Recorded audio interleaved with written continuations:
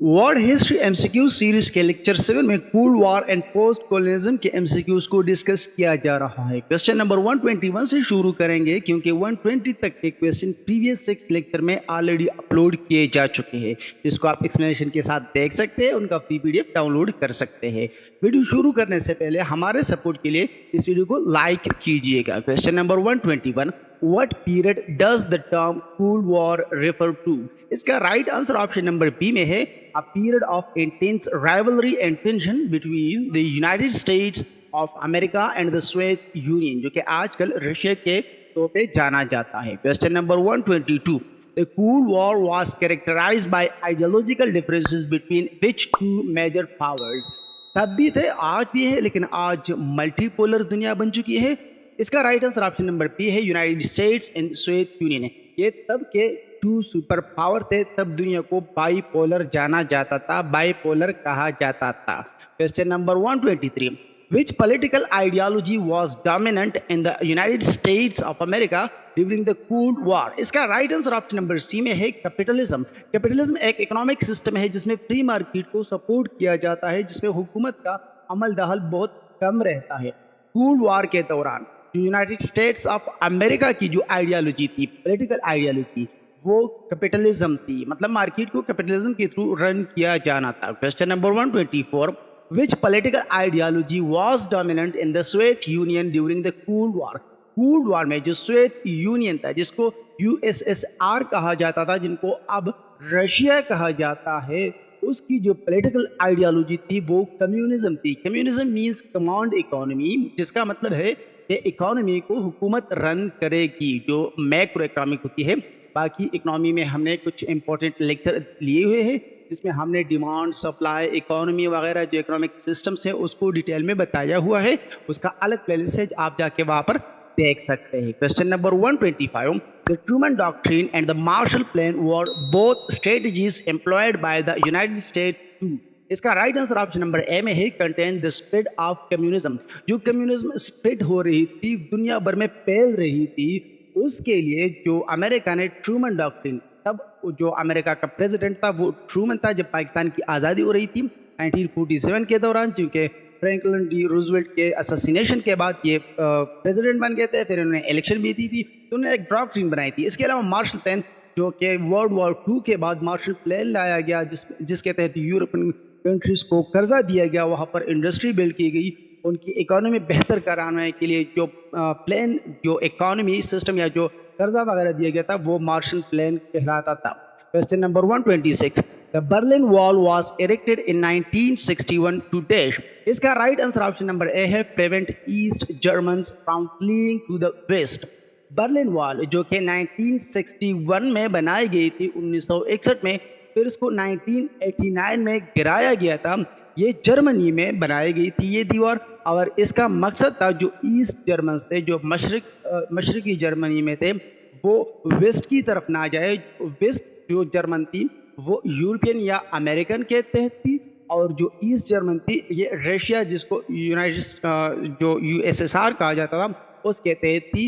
इन दोनों के दरमियान दीवार खड़ी की गई थी।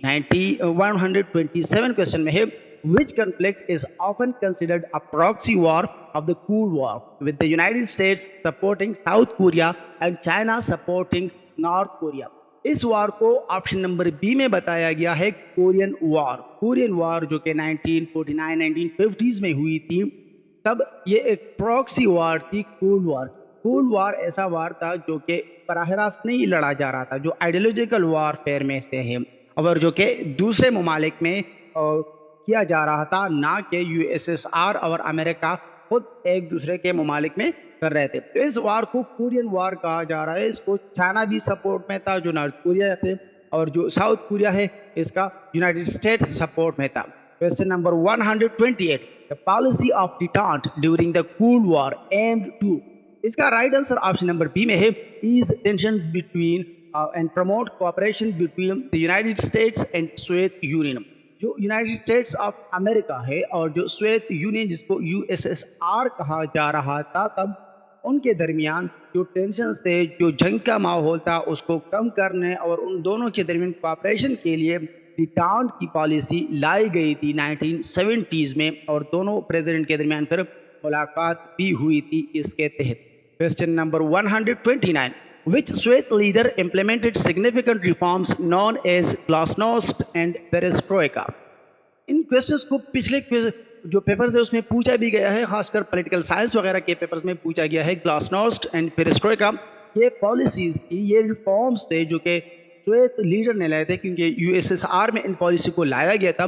इसका right answer option number D है, मिखाइल गोर्बाचेव। मिखाइल गोर्बाचेव ये उस वक्त के प्रेसिडेंट थे और उन्होंने ये रिफॉर्म्स लाए थे। रिफॉर्म्स याद रखना, glasnost and perestroika. Question number 130. The collapse of the Soviet Union in 1991 effectively ended the Cold War, leading to right answer option number C में है the emergence of the United States as a sole superpower. दिसंबर 1991 में जब Soviet union collapse कर गया, उन जो एक मुल्क था यूएसएसआर वो 14-15 ममालिक में बट गया, उसके बाद यूनाइटेड स्टेट्स ऑफ अमेरिका एक ही सुपर पावर रह गई दुनिया में। Question number 131. What term describes the process of former colonies gaining independence from their colonial rulers? इसका right answer option number B है, पोस्ट कोलोनियलिज्म। इसको पोस्ट कोलोनियलिज्म कहा जा रहा था। जो कॉलोनीज थी उन्होंने जो इंडिपेंडेंस हासिल की कॉलोनियल रूलर से। Question number 132. Which of the following was not a major imperial power during the era of colonialism? United States of America जो कि खुद 1776 में, इवेंचुअली 1783 में, और उनकी जो कॉन्स्टिट्यूशन वगैरह बनी 1787 वगैरह में, तब यूनाइटेड स्टेट्स से वो दुनिया में एक अलग कंट्री के तौर पर उभरा। तो वो मेजर इंपीरियल पावर नहीं थी, ना ही वो कोलोनिज्म को सपोर्ट करने वाली थी। इसका right answer option number B है, United States of America. Question number 133. Which Asian country was colonized by Britain for more than a century before gaining independence in 1947?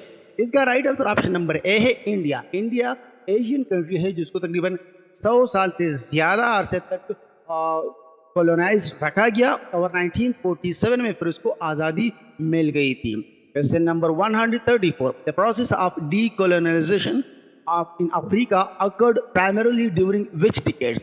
इसका right answer option number B है, 1900s, मतलब 1900, और इसके बाद खासकर इसको हम 20वीं सदी कहते हैं। इसमें जो अफ्रीका की डीकोलोनाइजेशन प्रोसेस थी वो बहुत तेज़ी से कर गई थी। इसी दौरान पाकिस्तान और इंडिया भी आज़ाद हुई थी अपनी कोलोनाइजेशन या कोलोनाइज पावर से। Question number 135. Which African leader played a significant role in the decolonization of Ghana from British rule? घना भी एक मुल्क है जिसको ब्रिटिश रूल के तहत फैलाया गया था, कॉलोनाइज किया गया था। क्वेम नक्रोमा ये अफ्रीकन लीडर थे और इन्होंने घना की आज़ादी में या डीकोलोनाइजेशन में बहुत अहम किरदार अदा किया था। Question number 136. Mao Mao rebellion was a significant anti colonial uprising in which African country? Mao Mao rebellion ये कीनिया में एंटी कॉलोनियल अपराइजिंग थी, मतलब एहतिजाज किया गया था, मुल्क को आज़ाद कराया गया था। Question number 137. The Bandung Conference in 1955 brought together leaders of newly independent nations from which region? इसका right answer option number B है, एशिया। बैंडिंग कॉन्फ्रेंस जो कि 1995 में 1955 में की गई थी, और जो एशिया के ममालिक थे उन्होंने आज़ादी हासिल की थी, उन्होंने ये बैंडिंग कॉन्फ्रेंस की थी। Question number 138.